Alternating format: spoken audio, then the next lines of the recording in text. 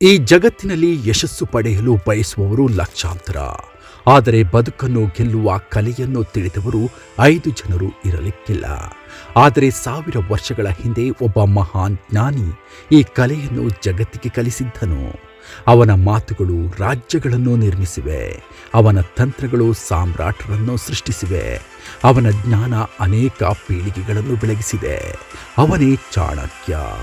ಅವನ ಪ್ರತಿಯೊಂದು ವಾಕ್ಯ ಒಳ್ಳೆಯವರಿಗೂ ದುಷ್ಟರಿಗೂ ಬಲಿಷ್ಠರಿಗೂ ದುರ್ಬಲರಿಗೂ ದಾರಿ ತೋರಿಸುವ ಶಕ್ತಿ ಹೊಂದಿದೆ. ಇಂದು ಚಾಣಕ್ಯನ ಅತ್ಯಂತ ಬಲವಾದ ನುಡಿಗಳು ನಿಮ್ಮ ಬದುಕಿನ ದಿಕ್ಕನ್ನೇ ಬದಲಾಯಿಸಲು ಬರುತ್ತಿವೆ. ಸಿದ್ಧರಾಗಿ, ಇದು ಕೇವಲ ನುಡಿಗಳಲ್ಲ, ಇವು ಬದುಕು ಗೆಲ್ಲುವ ಮಂತ್ರಗಳು.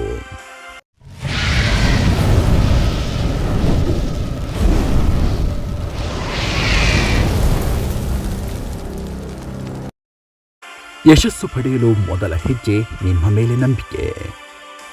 ಜ್ಞಾನವನ್ನು ಯಾರು ಕದಿಯಲಾರರು, ಅದು ನಿಮ್ಮ ನಿಜವಾದ ಸಂಪತ್ತು. ಭಯವನ್ನು ಗೆದ್ದವನೇ ಲೋಕವನ್ನು ಗೆಲ್ಲಲು ಅರ್ಹ. ಕೋಪದಲ್ಲಿ ತೆಗೆದ ನಿರ್ಧಾರ ಸದಾ ನಾಶಕ್ಕೆ ದಾರಿ.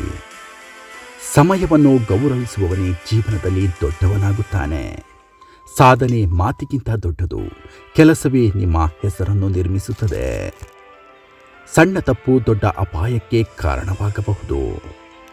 ಸ್ನೇಹವನ್ನು ಆಯ್ಕೆ ಮಾಡುವಾಗ ಎಚ್ಚರ, ಶತ್ರುವನ್ನು ಎದುರಿಸುವಾಗ ಧೈರ್ಯ. ಸಂಕಟದಲ್ಲಿ ಬೀಳುವವನೇ ತನ್ನ ನಿಜವಾದ ಶಕ್ತಿಯನ್ನು ಅರಿಯುತ್ತಾನೆ.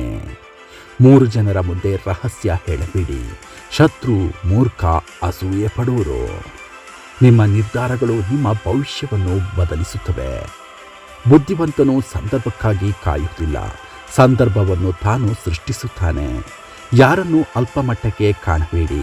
ಪ್ರತಿಯೊಬ್ಬರಲ್ಲೂ ಶಕ್ತಿ ಇರುತ್ತೆ. ಶಿಕ್ಷಣವೇ ಮನುಷ್ಯನ ನಿಜವಾದ ಆಭರಣ. ಜೀವನದಲ್ಲಿ ಕಳೆದುಕೊಳ್ಳುವುದಕ್ಕಿಂತ ಕಲಿಯುವುದು ಮುಖ್ಯ. ಪ್ರಯತ್ನವಿಲ್ಲದೆ ದೊರಕುವ ಜಯ ಶಾಶ್ವತವಲ್ಲ.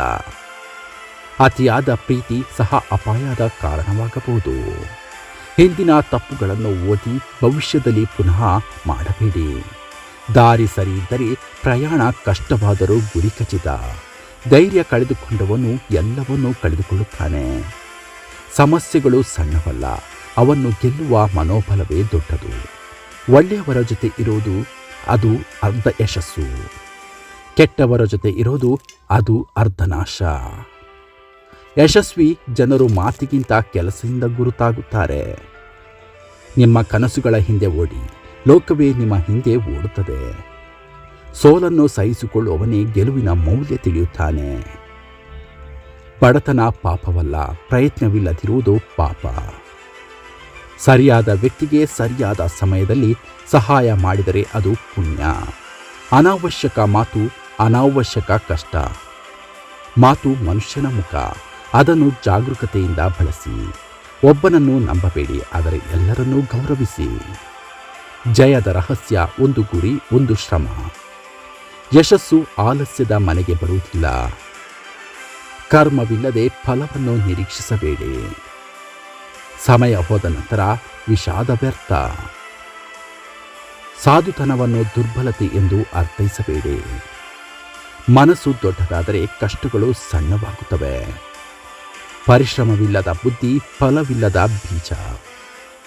ಶತ್ರು ಬಲಶಾಲಿಯೇ ಆಗಿದ್ದರೂ ಬುದ್ಧಿವಂತನಾಗಿದ್ದರೆ ನೀನೇ ಗೆಲ್ಲುವೆ.